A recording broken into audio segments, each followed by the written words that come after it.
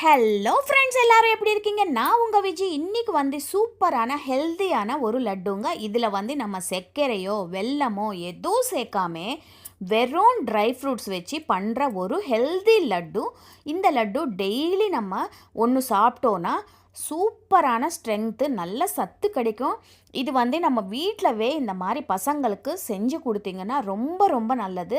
Daily ஒரு லட்டு நம்ம எல்லாரும் சாப்பிட்டோன்னா அவ்வளோ ஆரோக்கியமாக இருப்போம்.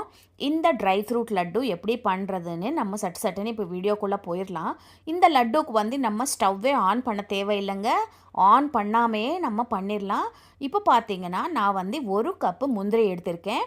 இந்த முந்திரி நம்ம வந்து நல்லா இந்த மாதிரி குவாலிட்டியான முந்திரி எடுத்துக்கோங்க. இப்போ நான் அதே கப்பில் 1 கப்பு இந்த அத்திப்பழம் சொல்லுவாங்க இல்லையா, அந்த அத்திப்பழம், அது ட்ரை ஆன அத்திப்பழம் அது எடுத்திருக்கேன். இப்போ நம்ம இதில் வந்து பாதாம் எடுத்திருக்கேன். 2 கப்பு பாதாம் எடுத்திருக்கேன். இப்போ வந்து இது பம்ப்கின் சீட்ஸ்ன்னு சொல்லுவாங்க இல்லையா, நம்ம பூசணிக்காய், மஞ்சள் பூசணிக்காயோட விதை, அது ஒரு 1/2 கப் எடுத்துக்கோங்க. அப்புறம் இதில் டேட்ஸு, இதில் வந்து விதையெல்லாம் இல்லாமல் இருக்கிற டேட்ஸுங்க. இது சாஃப்ட் டேட்ஸு.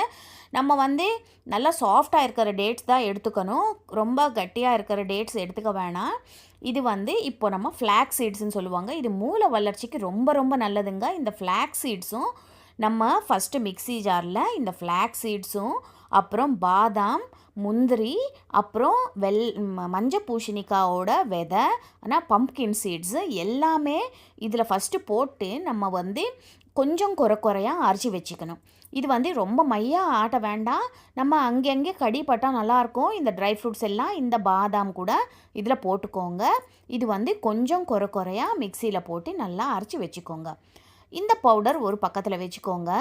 இப்போது நம்ம பேரிச்சம்பழம், அப்புறம் அத்திப்பழம், இதெல்லாம் நல்லா கட் பண்ணிக்கோங்க. சின்ன துண்டாக கட் பண்ணிவிட்டு இது வந்து நீங்கள் மிக்ஸி ஜாரில் ஒரே ஒரு சுற்று, எப்போவுமே மிக்ஸி ஜாரில் பார்த்துக்கோங்க. இது ரொம்ப சாஃப்டாக இருக்கிற பழம்னால மிக்சியில் போடலாம், இல்லைன்னா மிக்ஸி வந்து நல்லா இதாகாது. நீங்கள் நல்லா சின்ன துண்டாக கட் பண்ணி தான் மிக்சியில் போடணும். அப்போ தான் நல்லா மிக்சியில் வறுபடும். இல்லை நான் என்ன பண்ணுவேன்னா, இந்த கல் வச்சு நம்ம சட்னி அரைக்கிற கல் இருக்கும் இல்லையா, அதில் கூட ஒரு வாட்டி நசுக்கிடுவேன். மிக்சியில் கூட போட முடியலன்னா நான் அந்த மாதிரி பண்ணிவிடுவேன். இப்போ இந்த பேஸ்ட் இருக்கு இல்லையா, இந்த நம்ம இந்த டேட்ஸும் அப்புறம் அத்திப்பழம் போட்ட பேஸ்ட் இருக்கு இல்லையா, அது நம்ம இந்த பவுடர் இருக்கும் இல்லையா, முந்திரி எல்லாம் போட்ட பவுடர், அதில் நல்லா கையில் வச்சு கலந்துடுங்க. கலந்துட்டோன்னா நம்ம இந்த வந்து நல்லா இந்த மாதிரி லட்டு பதத்துக்கு நம்ம கரெக்டாக வந்துடும் அந்த பதம். இப்போ சின்ன லட்டுவாக சின்ன உருண்டையாக இது பிடிச்சிக்கோங்க. இந்த மாதிரி பிடிச்சிட்டு இதை பார்த்தீங்களா, சூப்பராக ரெடி ஆகிடும். நம்மளுக்கு இந்த பேரிச்சம்பழம் சாஃப்டாக இருக்கணும்.